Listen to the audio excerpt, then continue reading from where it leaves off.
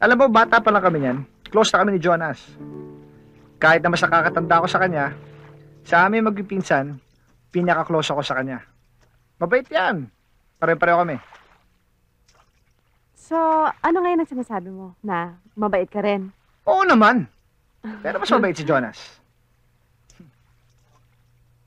You haven't talked about your family. Oh.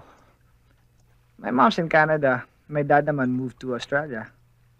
Para yatang magkalayo. Hindi parang talaga nagkalayo. I was only 12 when they separated. May mga sarili na silang pamilya ngayon. Alam mo, nagkapareho tayo dyan. Ang mami ko, nandito siya ngayon for a visit. Kasama niya yung British husband niya.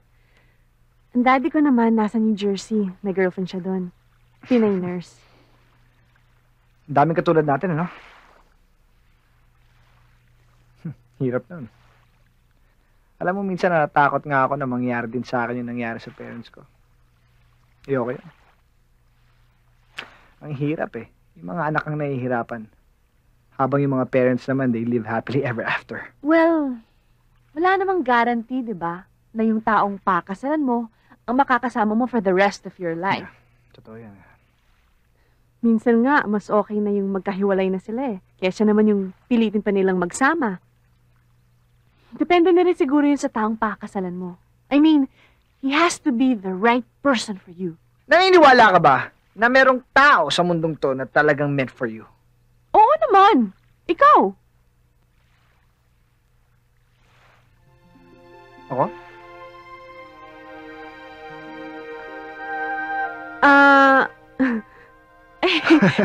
Hindi ko sabihin, kung naniniwala ka ba dun sa sinabi mo? Oo naman. Akala ko ako eh. Hindi. Ako lang.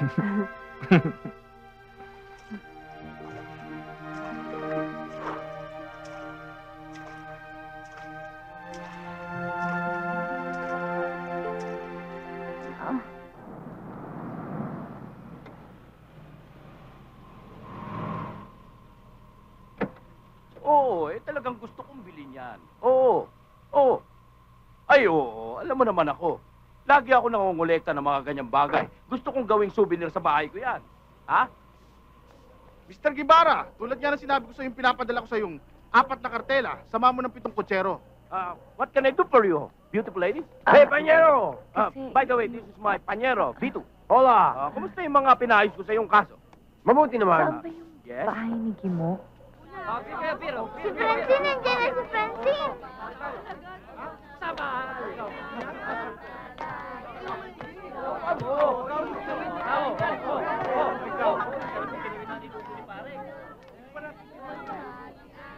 Hi. Sino kasama mo? Ako lang. Ikaw lang? Kumain ka na? Hindi pa. Tara. Tay?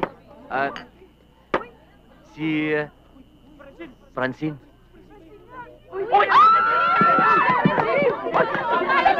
Francine! Mabuti parating ka. Kumusta ka na? Kamusta po? Kayo po? Siya nga pala, mga kaibigan ko. Hello. Good evening Si Nato. Si Ben. Kamusta? Kamusta po? Siya naman si Lovely. Hi. best friend. Kaibigan ko. Hindi, ex ko siya. Ay, ako si Mayumi, yung ex niya.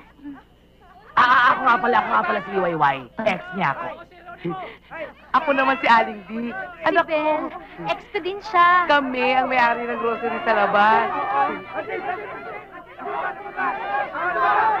Ano ba yan? Teka lang, teka lang. Picture na! Ha? Oh, picture na! Uy, dali ako naman. Oh. Yan, dali. Sipa! Yan!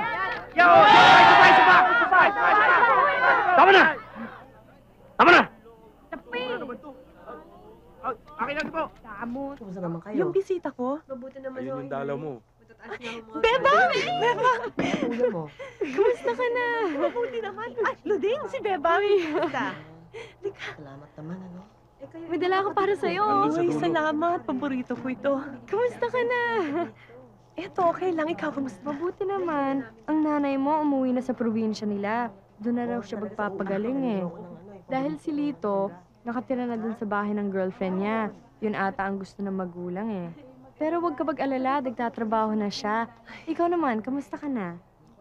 Eto, okay lang. Hindi ko nga lang alam kung anong nangyayari dito sa kaso ko eh. Alam mo, Bebang, lungkot na ako dito. Para akong kinakabang, hindi ko maintindihan. Si Santi hindi na tumatalaw. Ni sulat wala.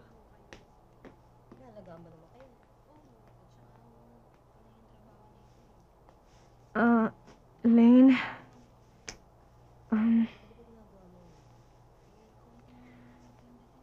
ikakasal na si Santi. Dun sa kaklase niya mayaman. Ben Versola.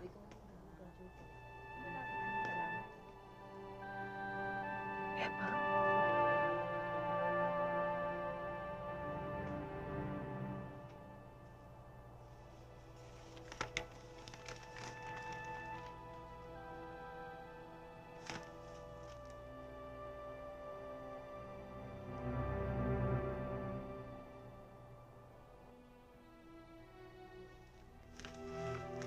Nabalitaan kong buntis yung babae.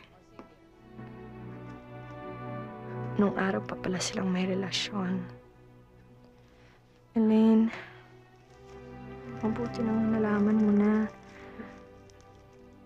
Ngayon alam mo ng pagkatao niya.